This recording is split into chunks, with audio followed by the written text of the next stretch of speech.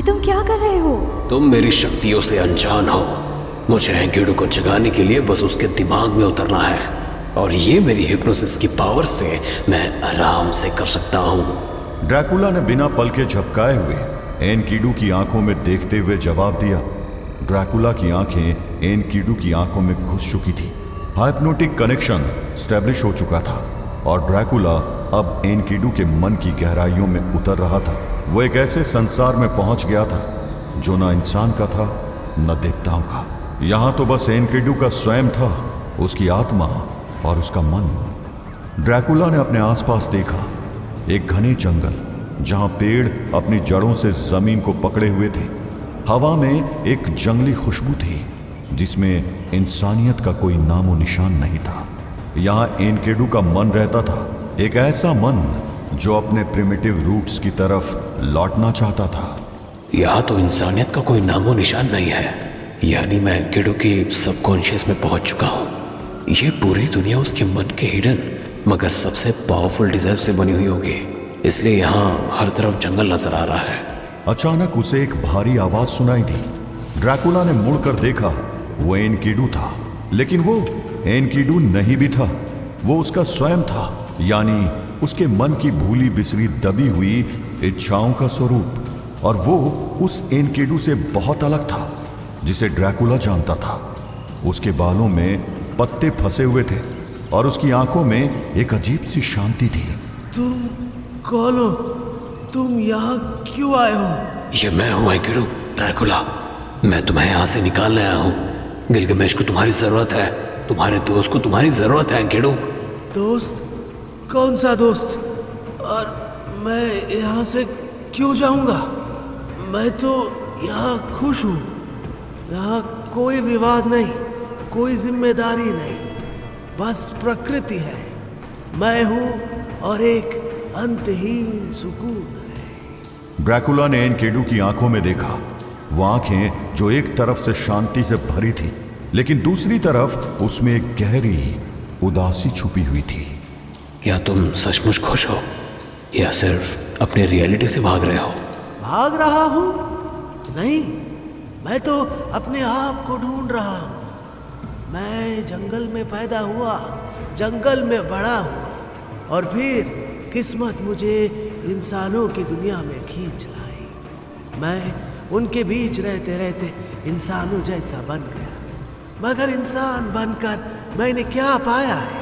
जंगल में जीवन था, मगर इंसानों की दुनिया में तो हर तरफ मौत ही मौत नजर आती है। वो एक ऐसी दुनिया है जहां हर पल किसी ना किसी से लड़ना पड़ता है जीने के लिए।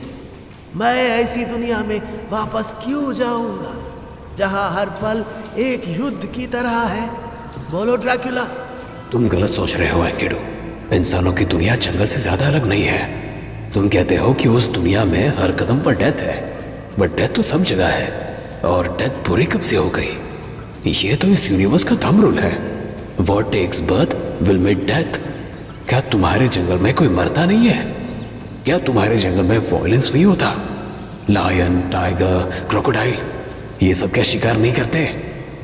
इंसानों को दुनिया में भी वही नियम चलाते हैं जो तुम्हारे जंगल में चलते हैं, बस तुम्हारे देखने का नजरिया अलग है। तुम जो कहना चाह रहे हो मैं समझ रहा हूँ, मगर तुम वो नहीं देख रहे हो जो मैं महसूस कर रहा हूँ। जंगल प्रकृति के नियमों से चलता है। यहाँ की उथल पुथल में संगीत है एक नई रचना का, लेकिन इंसानों की दुनिया में उथल पुथल ही उथल पुथल है।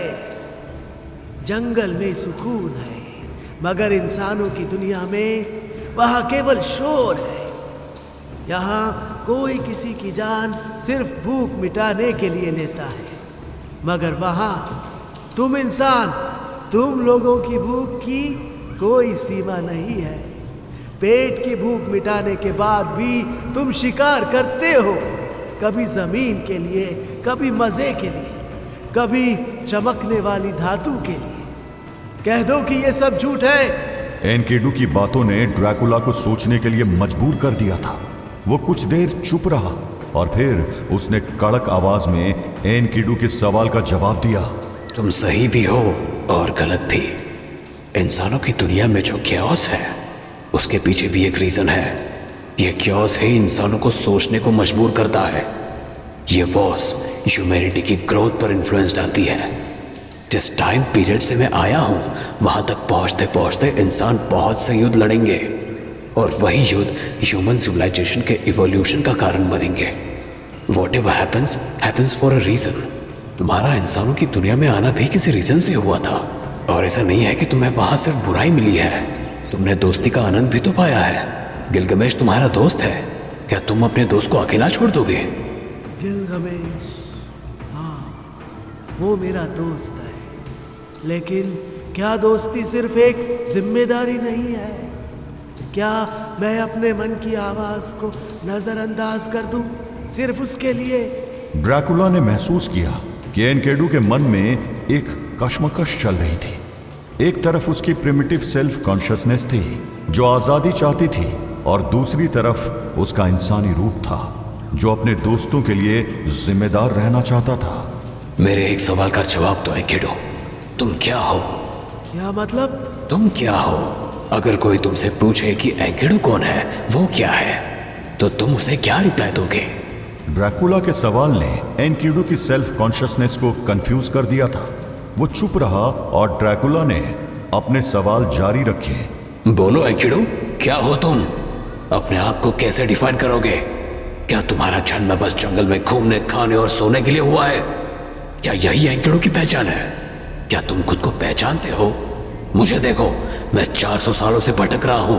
अपने होने का मतलब मुझे आज तक पता नहीं चला है और इसलिए मैं आज तक वो सुकून नहीं ढूंढ पाया जिसे पाने के लिए तुम क्लेम करते हो। लेकिन क्या तुमने सच में वो सुकून पा लिया है या ये सिर्फ तुम्हारा एक भ्रम है, एन इल्यूशन? बोलो एनकिडू, क्या तुम रियलिटी को भूल चुके हो? उस रियलिटी को जहां तुम गिलगमेश के साथ हुनवावा से भिड़ने के लिए उसके जंगल में भटक रहे हो। क्या ये इल्यूशन तुम्हें सच में सुकून दे रहा है? क्या ये सच में तुम्हें तुमसे मिलवा रहा है? एनकिडू सोचने को मजबूर हो चुका था। उसकी सेल्फ कॉन्शियसनेस कांप रही थी। तुम अपने आप को कैसे पहचानोगे एनकिडू? अपने दोस्तों का साथ छोड़कर तुम अपने स्वयं को कैसे पाओगे? बोलो एनकिडू, क्या चाहोगे तुम, रियलिटी या फिर लस्ट के द्वारा क्रिएट किया गया ये इल्यूशन? मेरी तरह गलती मत करो एनकिडू, मैंने अपने आप को अपनी डिजायर्स के हवाले कर दिया था। मैंने इल्यूशंस का पीछा किया, इल्यूशंस ऑफ अनलिमिटेड पावर, मगर इल्यूशंस तुम्हें सिर्फ टेम्पररी सुकून दे सकते हैं। असली सुकून तो अपनी रिस्पॉन्सिबिलिटीज को पूरा करने में होता है। So that when the day comes to live this modern world, तुम इस फीलिंग के साथ जाओ कि तुम्हारी लाइफ का कुछ मतलब था। और तुम कह रहे थे ना कि इंसानों की दुनिया में सिर्फ मौत मिलती है, तो ये जान लो एनकिडू, वो मौत ही सबसे बड़ी रियलिटी है। मुझसे पूछो, मैं मर नहीं सकता, इसलिए मुझसे बेहतर मौत की वैल्यू शायद ही कोई समझ पाएगा। तो बोलो एनकिडू, क्या चाहिए तुम्हें, रियलिटी या इल्यूशन? क्या ढूंढ रहे हो तुम, मौत का परमानेंट सुकून या तुम्हें हमेशा जिंदा रखने वाला ये झूठा इल्यूशन? डिसाइड करो एनकिडू, डिसाइड करो। एनकिडू ने ड्रैकुला की तरफ देखा। उसकी सेल्फ कॉन्शियसनेस अब बुरी तरह वाइब्रेट कर रही थी। तुम सही कह रहे हो, मैं अपने स्वयं को खोजना चाहता हूँ, लेकिन वो स्वयं झूठ में नहीं मिलेगा, वो सच में मिलेगा, मेरे अस्तित्व के सच में। तो फिर उठो और अपने स्वयं को ढूंढो, लेकिन अपने दोस्तों के साथ अपनी रिस्पॉन्सिबिलिटीज को निभाते हुए। एनकिडू का अस्तित्व अब बिखरने लगा था। लस्ट की ग्रिप अब ढीली पड़ रही थी। एनकिडू जाग रहा था। लस्ट की दी हुई उस नींद का अंत अब तय था। ड्रैकुला ने एनकिडू का हाथ पकड़ा और दोनों ने उस जंगल से बाहर निकलने का फैसला किया। लस्ट के इल्यूशन से बना वो जंगल बिखर रहा था और फिर एनकिडू जाग उठा। ड्रैकुला और एनकिडू की आंखें एक साथ खुली। जीनत उन्हें देख रही थी। उसकी आंखों में एक गुस्सा था, मगर वो गुस्सा जल्दी ही एक तेज हंसी में बदल गया। शाबाश ड्रैकुला, तुमने एनकिडू को तो बचा लिया, लेकिन क्या तुम गिलगमेश को भी बचा पाओगे? वो तो मेरे जाल में गहराई से फंस चुका है। तुम्हारी हर चाल का जवाब है मेरे पास सनत। देखते हैं। नहीं नहीं, हैरान मत हो, मैं सच में देखना चाहती हूँ, क्योंकि इस बार मैं कोई चांस नहीं लूँगी। हम फिर मिलेंगे ड्रैकुला, गिलगमेश की नींद में, जहां वो खूबसूरत हसीनाओं के बीच में जिंदगी के मजे लूट रहा है। जीनत का जिस्म अचानक कुछ चमकते सितारों में बदल गया और वो सितारे गिलगमेश के माथे के पास पहुंचकर गायब हो गए। ड्रैकुला ने एनकेडू की तरफ देखा। वो समझ गया था कि गिलगमेश को बचाना इतना आसान नहीं होगा, लेकिन उसकी आंखों में अब एक नया जोश था। क्या कहते हो एनकिडू? चलो गिलगमेश को बचाते हैं। हाँ, अब हम दोनों मिलकर उसे बचाएंगे। मैं तुम्हारे साथ हूँ, मगर हम ये करेंगे कैसे? कुछ ऐसा करना होगा जो मैंने आज तक नहीं किया है। मैं अपनी हिप्नोटिक पावर से किसी के भी दिमाग में घुस सकता हूँ, मगर आज मुझे कुछ नया ट्राई करना होगा। वो क्या? मैं हिप्नोसिस के थ्रू गिलगमेश के दिमाग में एंटर करूंगा, बट इस बार मैं अकेला नहीं होऊंगा। इस बार तुम मेरे साथ चलोगे। मैं? मगर कैसे? वही तो ट्राई करना है। इस टेक्निक के बारे में मैंने बहुत पहले सुना था, ट्रीम मेंटिस इंग्रेशियो। मैंने कभी ये टेक्निक ट्राई नहीं की। वो क्यों? क्योंकि जरूरत ही नहीं पड़ी। मगर एक बात और बता दूं, इसके पीछे बहुत खतरा है, क्योंकि जब ये हिप्नोटिक ब्रिज बनेगा तो हम तीनों की सबकॉन्शियस एक दूसरे से टकराएगी और हम तीनों के दिमाग की सबकॉन्शियस वर्ल्ड एक दूसरे में मिक्स होने लगेगी और हमारे सामने क्या क्या दिक्कत आएगी उसको प्रेडिक्ट करना इम्पॉसिबल है। तो बोलो, क्या तुम तैयार हो? ड्रैकुला ने अपना हाथ आगे बढ़ाया और एनकेडू ने बिना एक सेकंड गवाए उसका हाथ पकड़ लिया। चलो दोस्त को बचाते हैं।